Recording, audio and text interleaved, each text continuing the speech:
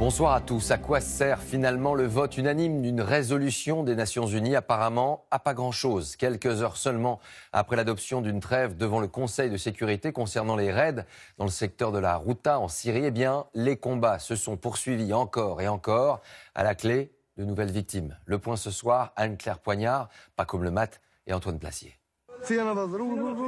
Sur ces images tournées aujourd'hui à l'est de Damas, les humanitaires continuent d'évacuer des civils à la hâte. 24 heures après la trêve votée par l'ONU, nous avons pu joindre un médecin sur place. Selon cette femme, les bombardements n'ont pas cessé. Ce matin, très tôt, nous avons eu des bombardements de l'aviation et de l'artillerie. Il y a eu plusieurs raids aériens. À l'hôpital, on a eu des blessés et des morts. La trêve n'a pas duré, les bombardements continuent. Il y a moins de frappes que les jours précédents, mais les hôpitaux sont toujours ciblés, ainsi que les civils. Dernier fief rebelle, les faubourgs est de Damas sont depuis plusieurs jours sous les bombes de l'armée syrienne. Il y a quelqu'un ici? Ces images ont été tournées hier par une ONG française. Ces humanitaires cherchent des civils à secourir. Monte! Décrit les guides en haut d'un immeuble. Il y a des femmes et des enfants. Faites-les descendre. Descendez. Portez-le. Descendez. Dans ces immeubles pulvérisés, ils tentent d'évacuer au plus vite des familles prises au piège dans des combats acharnés entre l'armée syrienne et les groupes rebelles. 500 civils auraient été tués en une semaine. Attends, reviens. Pour les secours, aucun passage sécurisé. Selon cette ONG, il y a urgence.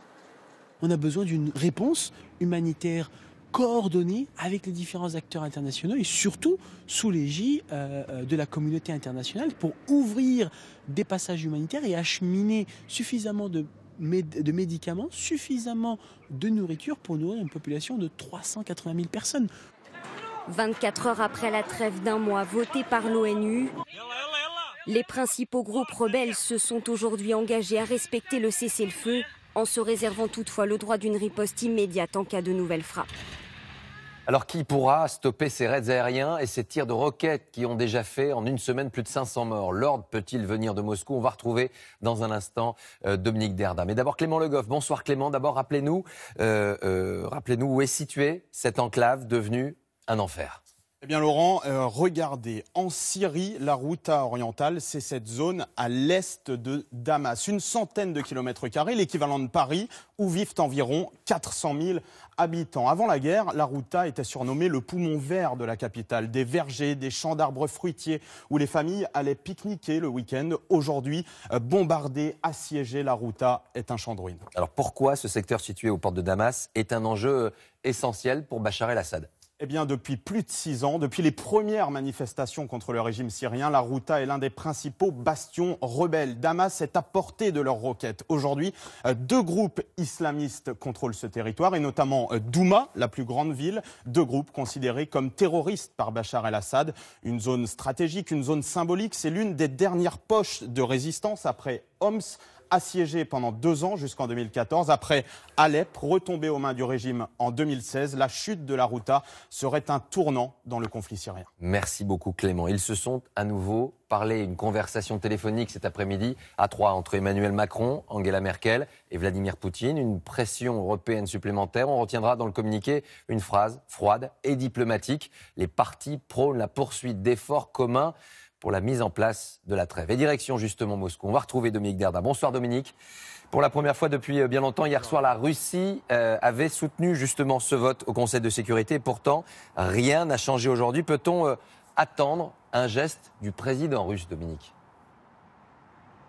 C'est un geste peut-être, mais c'est peu probable. On verra parce que Vladimir Poutine, comme souvent, joue sur plusieurs tableaux à la fois. Il veut à la fois donner le sentiment qu'il fait preuve d'humanité et en même temps il soutient, comme depuis le début de son intervention en Syrie, il soutient Bachar el-Assad et il défend logiquement les intérêts de la Russie en Syrie. Si la Russie pour une fois n'a pas opposé son veto à cette résolution du Conseil de sécurité, c'est parce que le texte permet toutes les interprétations. Il suffit notamment de considérer que les mouvements rebelles sont tous des terroristes pour s'octroyer le droit de les bombarder. C'est exactement ce que fait Bachar el-Assad et ce n'est pas Vladimir Poutine qui va l'en empêcher, surtout pas maintenant alors que les poches de résistance en Syrie sont de moins en moins nombreuses et que le régime de Damas semble plus fort que jamais.